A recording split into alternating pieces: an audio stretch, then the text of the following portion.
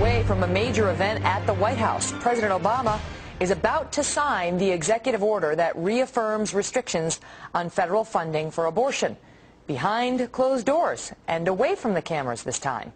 That order was part of a last-minute deal struck with Congressman Bart Stupak and other pro-life Democrats.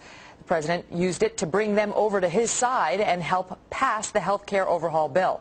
But my next guest says that deal is flat out illegal and unconstitutional. He is Republican Congressman Ron Paul of Texas, and he joins me live now from Capitol Hill. All right, Congressman, thank you so much for being here. Why do you say this executive order is unconstitutional? Because the Constitution says that only Congress passes the laws. The executive branch is not allowed to pass laws, nor should the judicial system pass laws. So it's clearly unconstitutional to issue these executive orders. They've been done for a long time. Both parties have done it, but the Congress is careless. They allow and encourage and do these deals like they have this time to get the president to circumvent the Congress. If something's unpopular and you can't get it passed, well, let's just sign an executive order. So I think that is blatantly wrong. I think this defies everything the founders intended, and I think it's a shame that Congress does it, and I think it's a shame the American people put up with it. Do you think that there's been a lot of debate over this? Do you think that executive order that he will sign in 15 minutes is worth the paper it's printed on? Well, I think executive orders are very powerful, and they're wrong, and they do have the effect of law. Now, the reason I don't think this one will is I don't think the Hyde Amendment has ever been effective. You know, it's symbolic. It says that people, you know, organizations, hospitals can't spend their money doing abortions. But in the past, when we give money to pregnancy centers and family planning centers, they say, you can't use this for abortion. So they take that money, use it for birth control pills, then they take the money from the birth control pills and use it for abortion. All funds are fungible. So this particular executive order doesn't have much effect, and that's why, you know, the liberals went along with it, because the Hyde Amendment doesn't have that much effect. The only way you can solve this problem is striking all the funds from these pregnancy centers. We shouldn't be involved in family planning at the United States government level, at the Congress.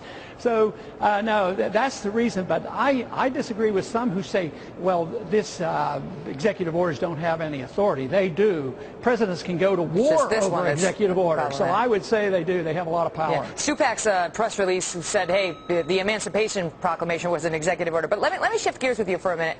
If I can, Congressman Paul, because you mentioned how the federal government shouldn't be involved in family planning, but the federal government is about to, as a result of this bill, be involved in that and a whole lot more. I mean, its tentacles just got a whole lot more numerous. And, you know, a lot of Americans are worried about it. They're worried about what's going to happen now. How much will the federal government be between me and my doctor, be between me and my accountant, me and my mortgage broker, and so on and so forth? What are your thoughts on it? I mean, are we seeing a shift right now in how involved the government is in our lives? Well, it's going to be a lot more. It's already been a mess, and that's why people have been unhappy, because the bureaucrats and the government and insurance companies have gotten themselves in between the doctor and the patient. So this is going to be a lot worse, and it's going to cost a lot more money. And not only that, do you have the government and insurance company and drug companies, you have the lawyers in the middle too. Yeah. The tort law, if that isn't corrected, you will always have this incentive by doctors to overtest. When there's third-party payment, that's one inducement for over-ordering. But then when you have the threat of an attorney suing you, it's very easy for the doctor to say, oh, look, I'm going to order more tests. I'm going to be safe because I don't want to have to answer these questions to the attorney. So it's the worst set of circumstances. How is that ever dialed back? Because some on your side of the aisle are talking about repeal and replace and so on. Once the federal government is in our business when it comes to health care, is there any getting it out? No, and I think the only thing that you could do and hope for is that we legalize an option out, a private option instead of just a government option. We do have a private option on education. Public education is going downhill because the federal government runs it, and all they do is run up the costs, and they've done this in medicine. But now, with this mandate that you must buy the insurance, there's no opting out.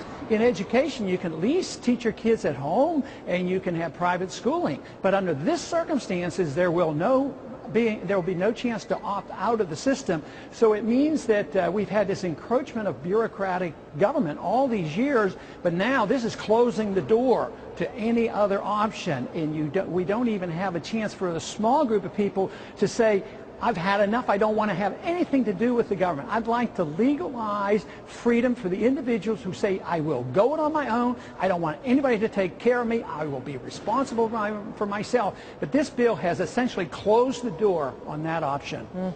Well, it's a principle you've stood for a long time, Congressman Ron Paul. Thanks so much for coming on and discussing it with us. Thank you.